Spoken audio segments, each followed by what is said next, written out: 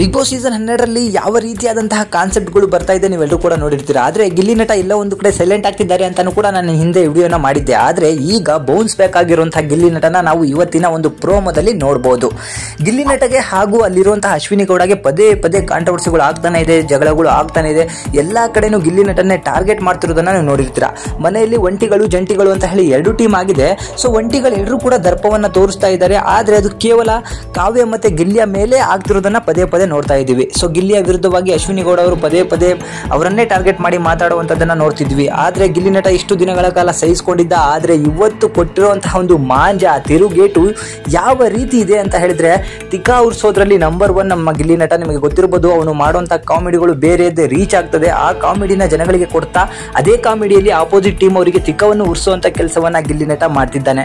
So ಎಲ್ಲರೂ ಕೂಡ ಅನ್ಕೋತಾ ಇದ್ರು ಅಶ್ವಿನಿ ಅವರು ಎಲ್ಲರಿಗೂ ಕೂಡ ಒಂದು ಟಾರ್ಗೆಟ್ ಆಗ್ತಾರೆ ಅಂತ ಹೇಳಿ. ಬಟ್ ಅದು ಟಾರ್ಗೆಟ್ ಆಗ್ತಾ ಇಲ್ಲ. ಯಾರ್ಯಾರು ಅವರ ವಿರುದ್ಧವಾಗಿ ರಿವೆಂಜ್ ತಗೋಬೇಕು ಅಂತ ಇದ್ರು ಅದನ್ನ ಗಿಲ್ಲಿ ನಟ ಒಬ್ಬನೇ ತಗೋತಿದ್ದಾನೆ.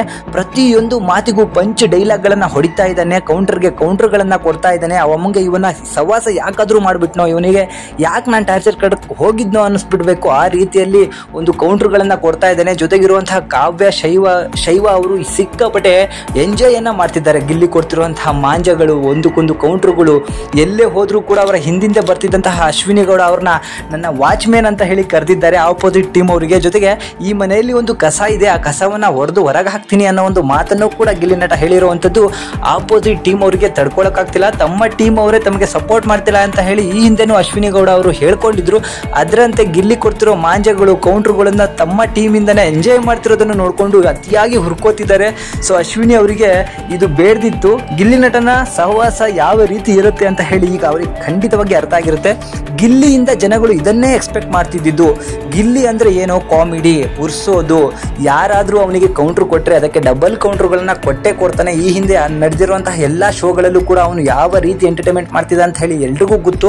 ಅಂತಹ ಒಬ್ಬ ಕಲಾವಿದನಿಗೆ ಪದೇ ಪದೇ ಟಾರ್ಗೆಟ್ ಮಾಡಕ್ ಹೋದ್ರೆ ಯಾವ ರೀತಿ ಮಾಂಜ ಕೊಡಬೇಕು ಆ ರೀತಿ ಕೊಡ್ತಿದ್ದಾನೆ. ಇವತ್ತಿನ ಎಪಿಸೋಡ್ ಮಾತ್ರ ಅತ್ಯಂತ ದೊಡ್ಡ ಮಟ್ಟದ ಎಂಟರ್ಟೈನ್ಮೆಂಟ್ ಇದೆ. ಸಿಕ್ಕಾಪಟ್ಟೆ ಜನ ಈ ಒಂದು ಎಪಿಸೋಡ್ ಅನ್ನ ಎಂಜಾಯ್ ಮಾಡಬಹುದು.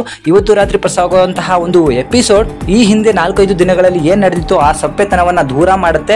ಗಿಲ್ಲಿಯನ್ನ ಬೌನ್ಸ್ ಬ್ಯಾಕ್ ಮಾಡಿರುವಂತದ್ದು ಸಿಕ್ಕಾಪಟ್ಟೆ ಮನರಂಜನೆ ಅನ್ಬೇಕು. ಯಾಕಂದ್ರೆ ಗಿಲ್ಲಿಯಿಂದ ಅದನ್ನೇ ಎಕ್ಸ್ಪೆಕ್ಟ್ ಮಾಡಿಬಿಟ್ಟು ಬಿಗ್ ಬಾಸ್ ಮನೆ ಒಳಗೆ ಕಳಿಸಿರುವಂತದ್ದು. ಅದನ್ನ ಕೇವಲ 4-5 ದಿನಗಳಲ್ಲಿ ಶುರು ಮಾಡಿರುವಂತಹ ಗಿಲ್ಲಿಗೆ ಆಲ್ ದ ಬೆಸ್ಟ್ ಅಂತ ಹೇಳೋಣ. ಈ ಒಂದು ವಿಡಿಯೋ ಹೇಗೆ ಅನಿಸ್ತು ಅಂತ ಕಮೆಂಟ್ ಮಾಡಿ ತಿಳಿಸಿ. Thank you.